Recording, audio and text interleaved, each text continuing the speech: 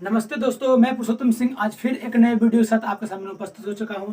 जैसा कि फ्रेंड्स आपने मेरा पिछले वीडियो अगर देखे होंगे तो उसमें हम लोग सर चर्चा कर रहे थे 1857 की क्रांति का स्वरूप पर चर्चा कर रहे थे, है ना। और आज जो हम बात करेंगे फ्रेंड्स वो 1857 की क्रांति का कारणों पर चर्चा करेंगे, है ना। तो फ्रेंड्स आप इस वीडियो को, है ना, बिना स्किप किए लास्ट तक देखिएगा, तभी समझ में आएगा कि आखिरकार 1857 की क्रांति किन कारणों से हुआ है। तो चलिए फ्रेंड्स हम लोग 1857 की क्रांति पर, है ना, क्रांति के कारणों पर बारी बारी चर्चा करते हैं। देखिए फ्रेंड्स 1857 की जो क्रांति हुई है किस कारणों पर हुई, है ना। तो कारण की बात किया जाए फ्रेंड्स तो उसमें राजनीतिक कारण थी, है ना, आर्थिक कारण थी, सामाजिक कारण थी, धार्मिक कारण थी, तत्कालीन कारण थी एवं सैनिक कारण थी। इन 6 पॉइंटों पे हम बारी बारी चर्चा करेंगे, है ना। तो चलिए स्टार्ट करते हैं फ्रेंड्स। पहला जो है राजनीतिक कारण।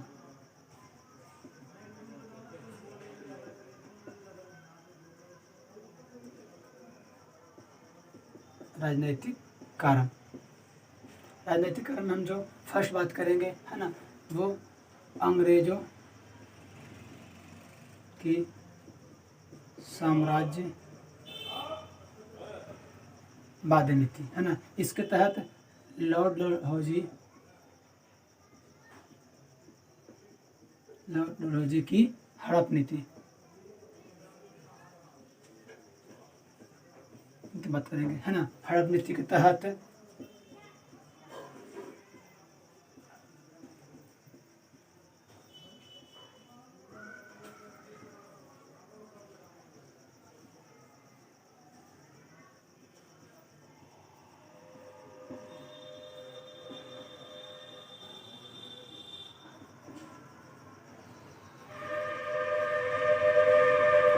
यानी 17 1848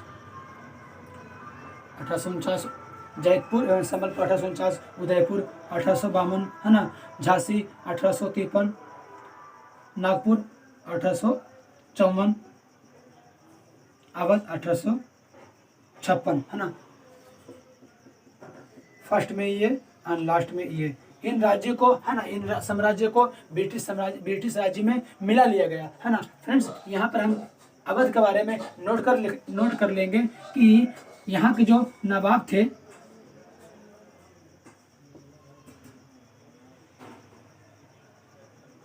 बाजिद निशा, उन पर कुशासन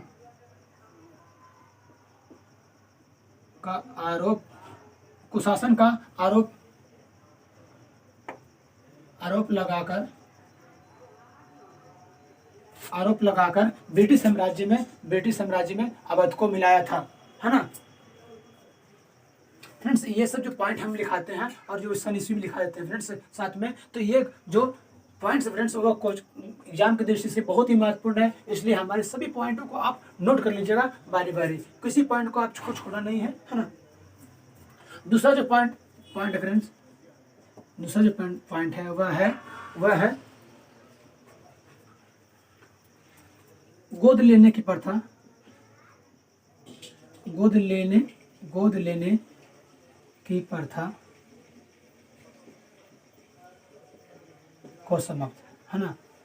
गोद लेने की प्रथा को समाप्त कर दिया गया सरकार द्वारा। क्यों भाई? तो रियासत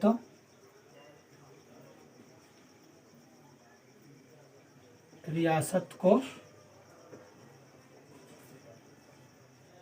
हड़पने के लिए, है ना, रियासत को हड़पने के लिए, क्योंकि उस समय जो राजा थे, है ना, राजा थे और जिन राजा का वंशज यानी जिन राजा का पुत्र नहीं होते थे, है ना, वो किसी अच्छे व्यक्ति यानी कि अच्छे लोगों ने जो उनको अच्छा लग जाता है उनको वे गोद ले लेते थे, है ना, उस समय। और उनका बाद में वो साम्राज्य उनकी मृत्यु बाद वो उनका हो जाता था। तो इसी क्रम में वे गोद लेने की प्रथा को समाप्त कर देते हैं और जिस राजा का पुत्र नहीं होते थे उनके साम्राज्य को, है ना, वे अपने ब्रिटिश साम्राज्य में मिला लिया करते थे, इसलिए इस क्रम में गोद लेने की प्रथा को समाप्त कर देते हैं।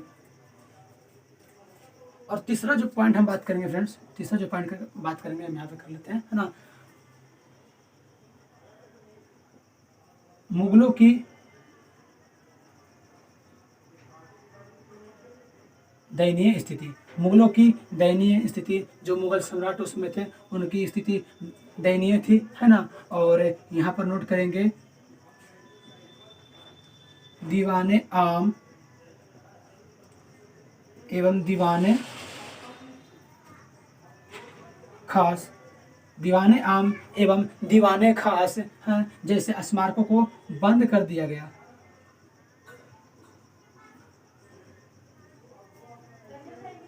को बंद कर दिया गया है ना। और लाल किला से हटा दिया गया। इन दीवाने आम दीवाने खास जैसे स्मारकों को बंद कर दिया गया एवं लाल किला से हटा दिया गया। तीसरी पॉइंट में फ्रेंड्स आप पॉइंट को नोट कर लीजिएगा स्क्रीनशॉट लेके, है ना। अब चौथे पॉइंट की हम बात करेंगे।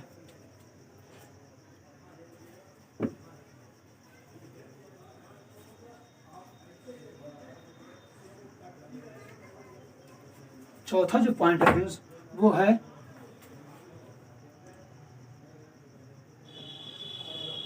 राजाओं के पेंशन व उपाधियों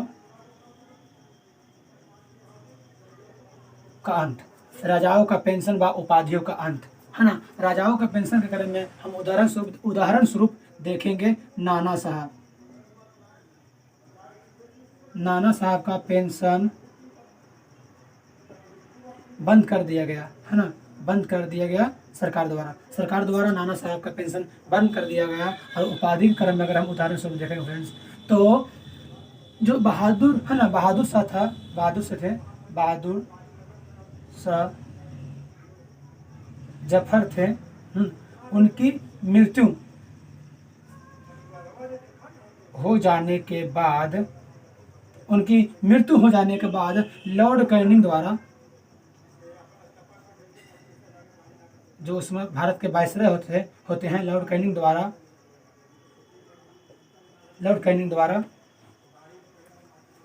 बादशाह पद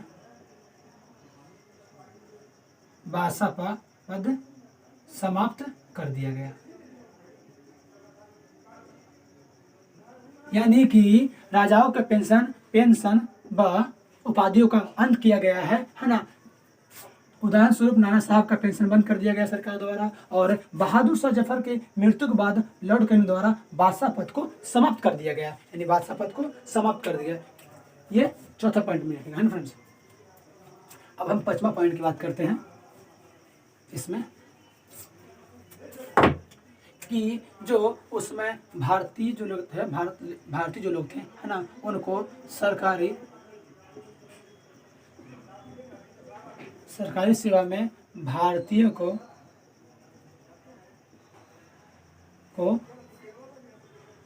उच्च पदों से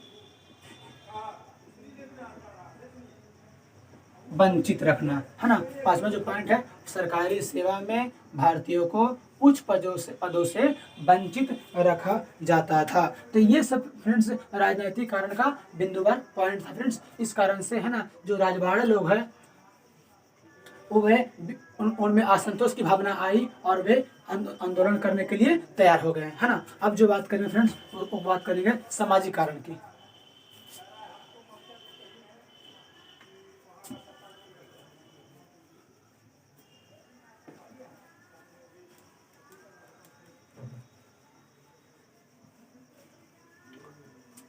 सामाजिक कारण, दूसरी कारण की बात करेंगे सामाजिक कारण।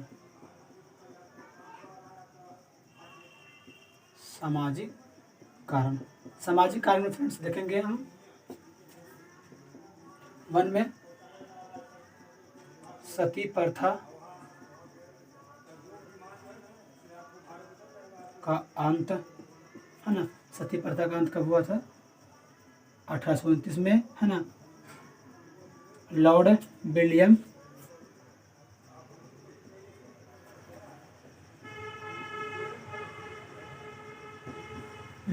बेटिंग के काल में, है ना, सती प्रथा का अंत कर दिया गया, है ना। दूसरी जो हम देखेंगे विधवा पुनर्विवाह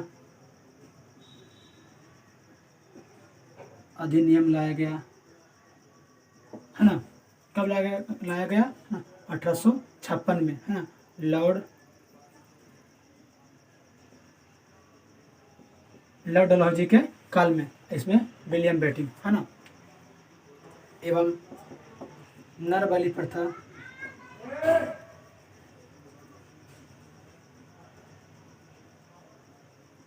नर बलि प्रथा, रंग भेद, है ना, नर बलि प्रथा को समाप्त कर दिया गया। रंग भेद जैसे बात करते थे, है ना, यही गोरे काले की संज्ञा देते थे, है ना। और जो आगे बात करेंगे वो रेलवे की उच्च श्रेणी में भारतीयों का प्रवेश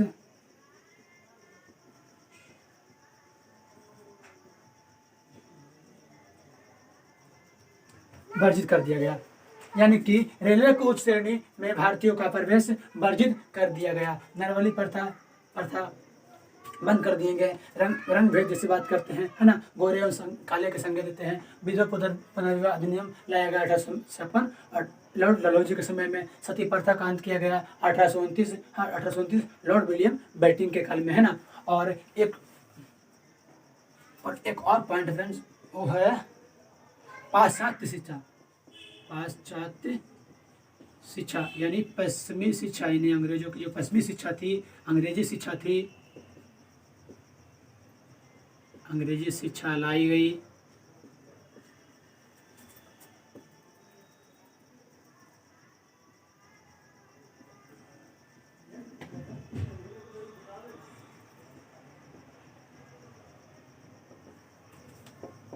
यानी पाश्चात्य शिक्षा जो है, अंग्रेजी शिक्षा जो है, वह 1835 ईस्वी में, है ना, लॉर्ड मैकाले के नेतृत्व में लाया गया और जिसका उद्देश्य जो है शासन के लिए लिपिक तैयार करना एवं काले अंग्रेज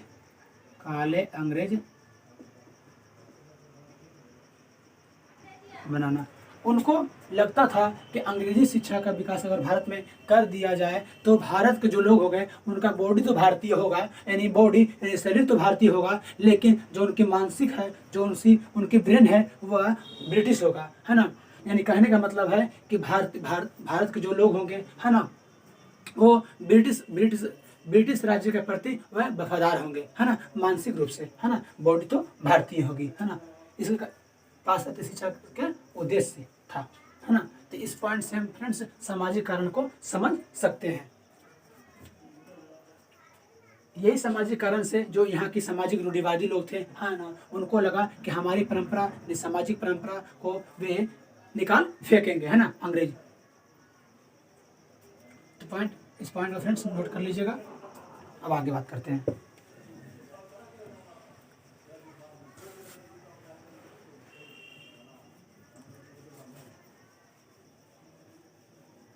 अगला जो हम देखेंगे वो होगा आर्थिक कारण।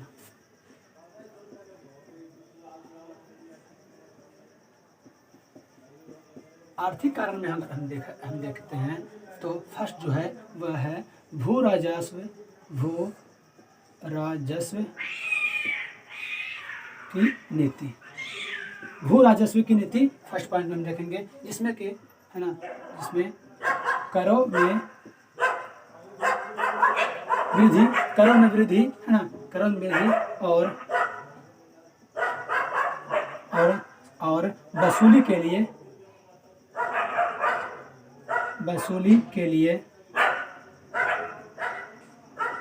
वसूली के लिए, है ना, सेना का सहारा लेना, है ना। जो करों में वृद्धि कर देते हैं और वसूली के लिए सेना का सहारा लेते हैं। दूसरा पॉइंट की बात करें फ्रेंड्स तो नील की खेती करने के लिए, है ना, नील की खेती करने के लिए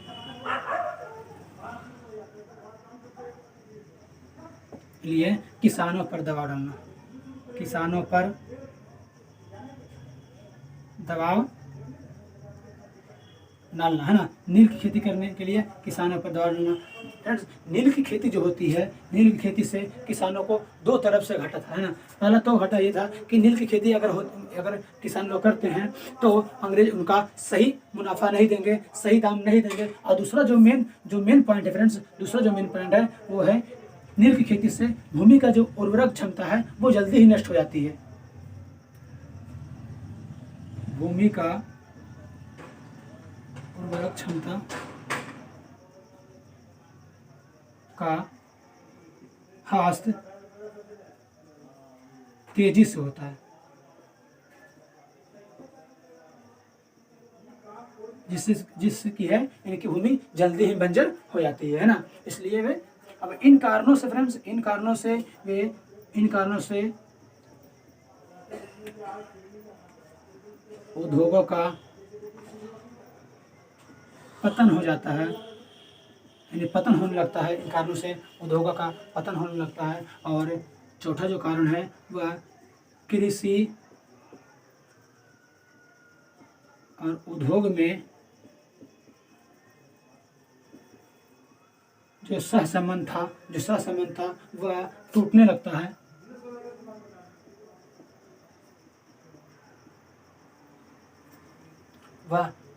है। जिससे कि एक तरफ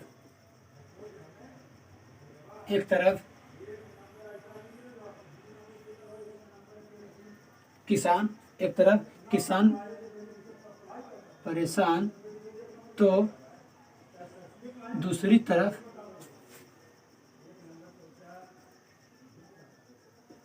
तरफ जो भारत की आत्मनिर्भर अर्थव्यवस्था थी,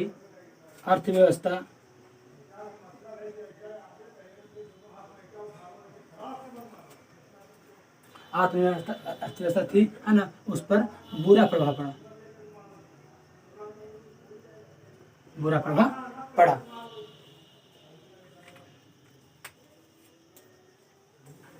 यानी कि भू राजस्व की नीति के तहत अगर देखा जाए तो करों में वृद्धि कर दी गई है ना। और वसूली के लिए सेना का सहारा लेना, नील की खेती जैसी, है ना, नील की खेती करने के लिए किसानों पर दबाव डालना, जिससे है कि भूमि की उर्वरक क्षमता जल्दी ह्रास हो जाती थी ना, जिस कारण से फ्रेंड्स उद्योगों का पतन होने लगा और कृषि और उद्योग में जो सहसंबंध था वह टूटने लगा। तो जिसके कारण किसान लोग एक तरफ किसान परेशान होने लगे, तो दूसरी तरफ भारत की आत्मनिर्भर अर्थव्यवस्था पर बुरा प्रभाव पड़ा। फ्रेंड्स, उस समय अगर देखा जाए तो जो भारत के लोग हैं वह जीवन यापन के लिए या तो कृषि करते थे या तो फिर हस्तकला उद्योग में लगे थे, है ना।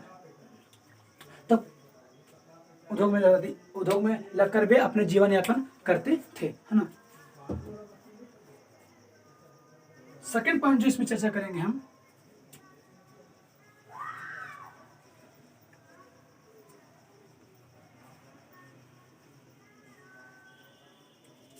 सेकेंड पॉइंट में अगर देखेंगे फ्रेंड्स, इसमें तो इंग्लैंड में, आपको याद होगा, इंग्लैंड में औद्योगिक क्रांति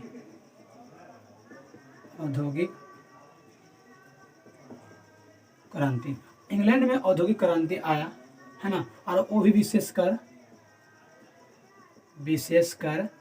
वस्त्र उद्योग में मशीनीकरण आ गया, है ना। वस्त्र उद्योग में मशीनीकरण आया, है ना। अब जो फ्रेंड्स भारत के जो लोग हैं, यानी भारतीय लोग, जो भारत के उद्योग है, भारतीय उद्योग है ना, जो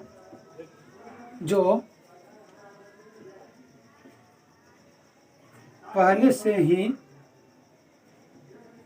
अंग्रेजों की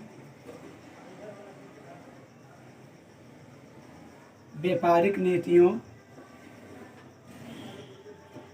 यानी भारतीय जो उद्योग है ना, वो पहले से ही अंग्रेजों की व्यापारिक नीतियों के कारण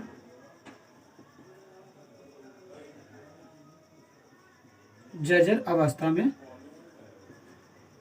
थी, जर्जर अवस्था में थी, और वस्त्र उद्योग में मशीनीकरण के आ जाने से वे उनका सामना नहीं कर पाए। यानी कि वस्त्र उद्योग में जब मशीनीकरण आया तो वे इनका सामना नहीं कर पाए, और परिणाम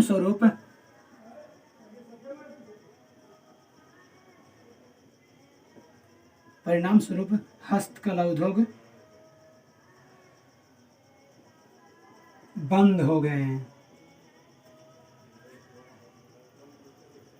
परिणाम स्वरूप हस्तकला जो उद्योग है वह बंद हो गया, जिस कारण से लोग बेरोजगार हो गए हैं।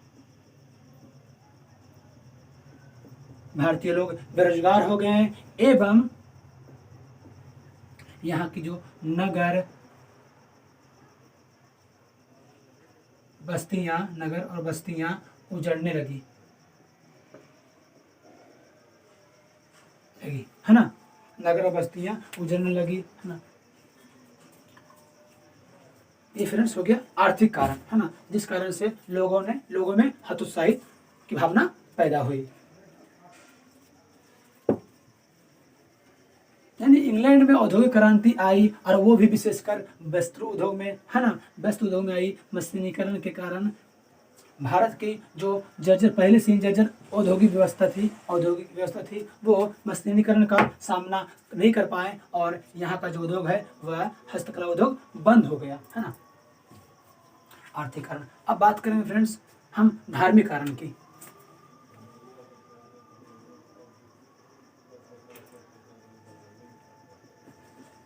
धार्मिक कारण में अगर देखा जाए तो फर्स्ट पॉइंट में जो 1813 के चार्टर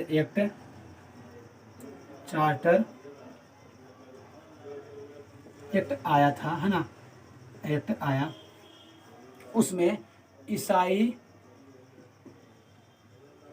ईसाई मिशनरियों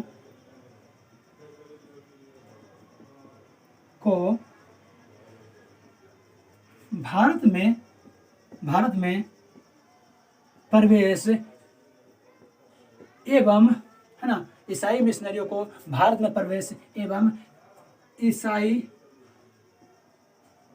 धर्म को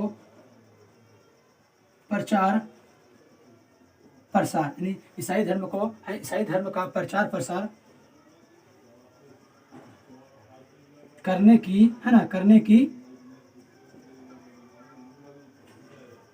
अनुमति मिली, है ना। 1800 चार्टर के द्वारा, है ना, ईसाई मिशनरी को भारत में प्रवेश की अनुमति मिली, साथ ही साथ प्रचार प्रसार, यानी ईसाई धर्म का प्रचार प्रसार करने की अनुमति मिली। अब जो है ईसाई मिशनरी क्या करते हैं वो आगे पॉइंट में हम देखते हैं। अब ईसाई मिशनरियों का कहना है कि अगर कोई ईसाई धर्म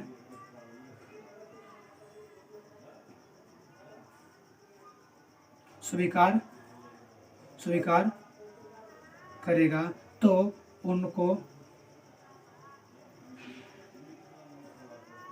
आर्थिक सहायता मिलेगी,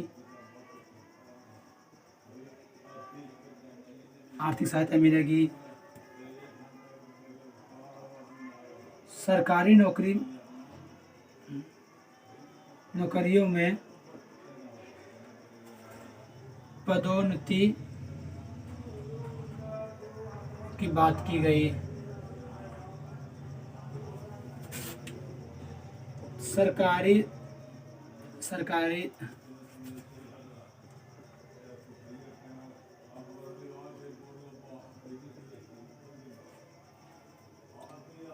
सेवा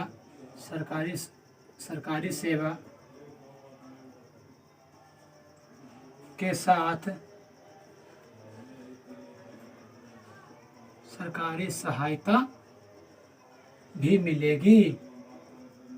अगर कोई ईसाई धर्म को स्वीकार करेगा यहाँ पे तो उनको अधिक आर्थिक सहायता मिलेगी, और सरकारी नौकरियों में पदोन्नति की बात की गई, और सरकारी सेवा के साथ सरकारी सहायता भी मिलेगी, ऐसी बात की गई। और अगला जो पॉइंट है मिटा देते हैं, नोट कर लीजिएगा।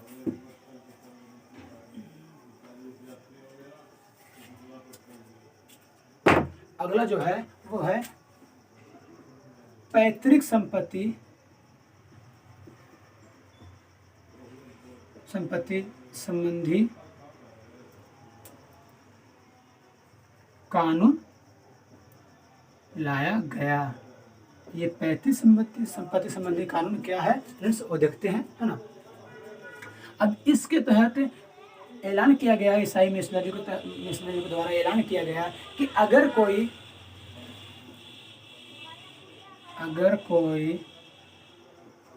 ईसाई धर्म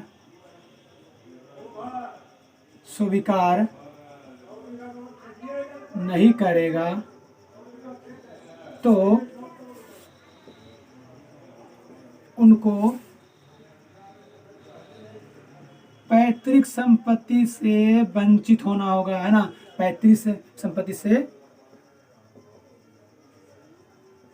वंचित होना होगा, यानी पैतृक संपत्ति संबंधी कानून लाया गया और इसके तहत ईसाई मिशनरी के द्वारा कहा गया कि अगर कोई ईसाई धर्म स्वीकार नहीं करेगा तो उन्हें पैतृक संपत्ति से वंचित रखा जाएगा, है ना। अब फ्रेंड्स अगले कारणों पर हम चर्चा करते हैं।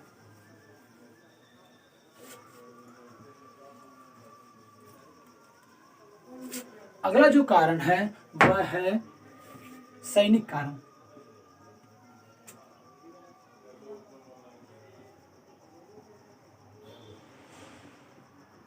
सैनिक कारण, अब सैनिक कारण में अगर देखा जाए फर्स्ट पॉइंट की हम बात करेंगे तो जो अवध का क्षेत्र था, है ना, आप नाम पहले ही सुन रखे हैं ना, अवध का क्षेत्र, वहाँ अवध को कुशासन के आरोप में ब्रिटिश साम्राज्य में मिला लिया गया था, आपको पता होगा, है ना। जिससे क्या है, जिससे कि भारतीय सैनिकों में आक्रोश के साथ असंतोष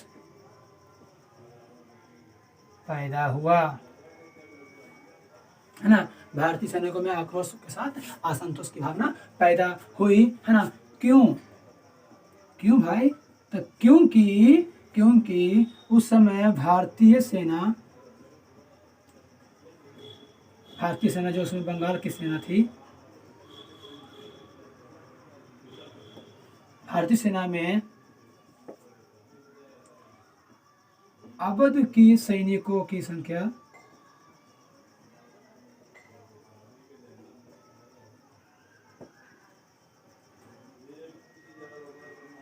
अधिक थी, यानी अवध को तो कुशासन के आरोप में मिला लिया गया, लेकिन उस समय जो भारतीय सैनिकों की संख्या थी उसमें अवध की सैनिकों की संख्या अधिक थी, है ना।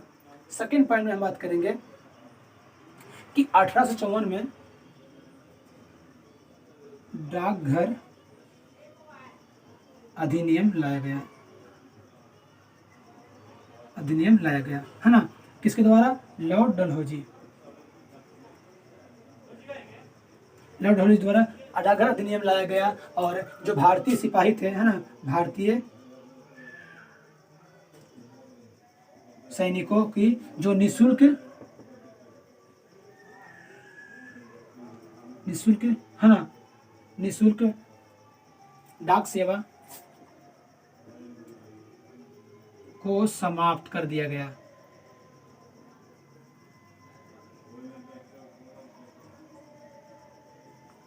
यानी कि 1854 में डाकघर अधिनियम लाकर डलहौजी द्वारा, है ना, भारतीय सैनिकों की निःशुल्क डाक सेवा को समाप्त कर दिया गया। और तीसरा जो पॉइंट हम पढ़ेंगे, लॉर्ड कैनिंग द्वारा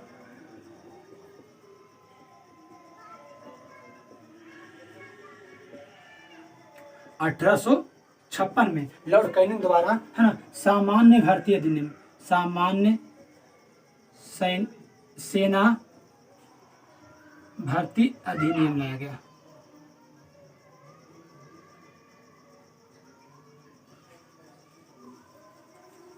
यानी 1854 में डाकघर अधिनियम को बंद कर दिया गया, है ना, निःशुल्क डाक सेवा को बंद कर दिया गया। और 1856 में लॉर्ड कैनिंग द्वारा, है ना, सामान्य सेना भर्ती अधिनियम लाया गया, जिसके तहत कहा गया कि अगर आवश्यकता पड़ती है तो भारतीय सैनिकों को समुद्र पार कर आगे समुद्र के पार जाना होगा, है ना, अगर आवश्यकता पड़ती है तो। फ्रेंड्स, कैसे अंग्रेज लोग कैसी बात करते हैं बोलिए कि 1854 में वो डागर अधिनियम लाकर निःशुल्क डाक सेवा को बंद कर देते हैं और समुद्र पार जाने की बात करते हैं।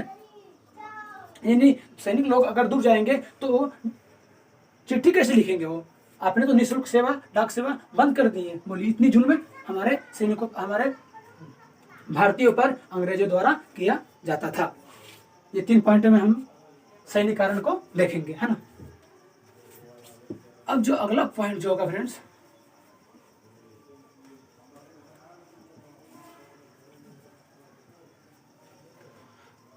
अगला जो पॉइंट होगा, छठा पॉइंट, वो मेन, वही तो मेन पॉइंट है जिसने चिंगारी की तरह काम किया, जिसने चिंगारी की तरह काम किया, है ना।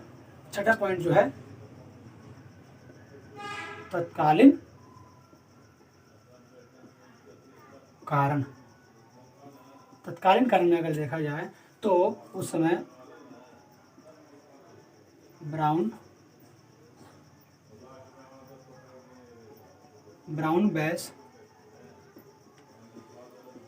ब्रश की जगह पर न्यू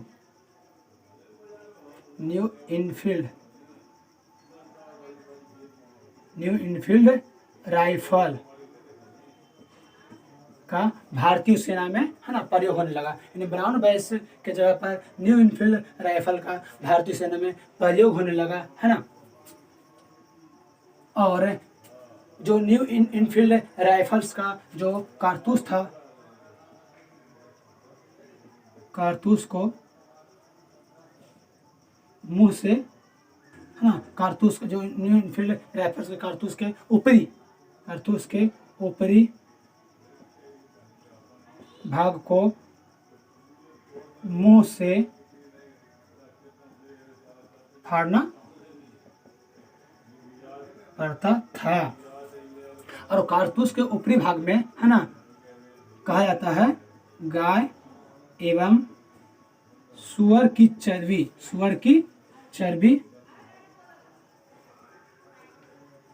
यानी जो है कारतूस के ऊपर जो भाग है गाय एवं सुअर की चर्बी से बनी होती थी। और आपको तो पता है फ्रेंड्स कि गाय जो है वो हिंदू धर्म में हिंदू लोग माता मानते हैं, और जो सुअर जो है वह मुस्लिम लोग निषेध मानते हैं, ना, निषेध यानी छूना तक पसंद नहीं करते हैं, निषेध मानते हैं, यानी छूना छूत की भावना रखते हैं सुअर से, और हिंदू लोग माता मानते हैं। तो जाहिर सी बात है अपने मुंह से, है ना, वे गाय की चर्बी को नहीं लगाएंगे, है ना। अब जो है कारतूसों का प्रयोग ना करने की बात भारतीय सेना करते हैं। मंगल पांडे का काम है ना, भारतीय सेना मंगल पांडे के रूप में, है ना, भारतीय सेना जो है कारतूस को प्रयोग ना करने के बाद अस्वीकार कर देते हैं, प्रयोग को अस्वीकार कर देते हैं। अब मंगल पांडे जो है 34वीं रेजिमेंट बैरकपुर छावनी के 34वीं रेजिमेंट के, है ना, सैनिक रहते थे, है ना, सैनिक रहते हैं जो बंगाल में था उस समय, और आज के समय में वो बांग्लादेश में है। आज के समय में वो कहाँ है फ्रेंड्स, तो बांग्लादेश में, है ना। अब जो है वे कारतूस को प्रयोग ना करने की बात करते हैं मंगल पांडे, तो यहाँ पे विद्रोह हो जाता है ना, बड़ी भारी क्रम में विद्रोह हो जाता है। और यहाँ पर लेफ्टिनेंट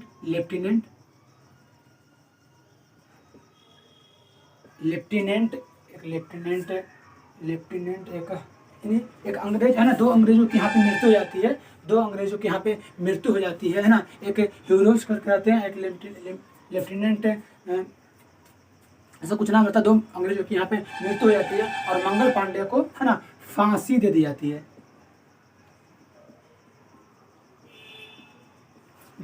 उसके बाद जो है फ्रेंड्स 1857 की क्रांति बड़े व्यापक स्तर पर, है ना, क्रांति में बड़े व्यापक स्तर पर भारतीय लोग कूद पड़ते हैं और अपने स्वतंत्रता की ओर बढ़ते हैं, है ना। तो हमने फ्रेंड्स आज की जो वीडियो में हमने जो 1897 की क्रांति है उनके 6 पॉइंटों में हम बारी बारी समझा है ना। मुझे नहीं लगता फ्रेंड्स कि ये इन कारणों के, है ना, ये सब कारणों के बाद भी कोई कारण ऐसा होगा, है ना, कोई पॉइंट छूटा होगा, है ना। आज की वीडियो में हम लोग सब पॉइंट को हम लोग देखे हैं फ्रेंड्स। अगर मेरा वीडियो अच्छा लगता है ना, तो आप मेरे वीडियो को लाइक कीजिए, मेरे चैनल को सब्सक्राइब कीजिए, और अगर कोई पॉइंट में आपको डाउट होता है तो प्लीज़ कमेंट सेक्शन में आप कमेंट कीजिए। मिलते हैं अगले वीडियो में फ्रेंड्स, तब तक गुड बाय।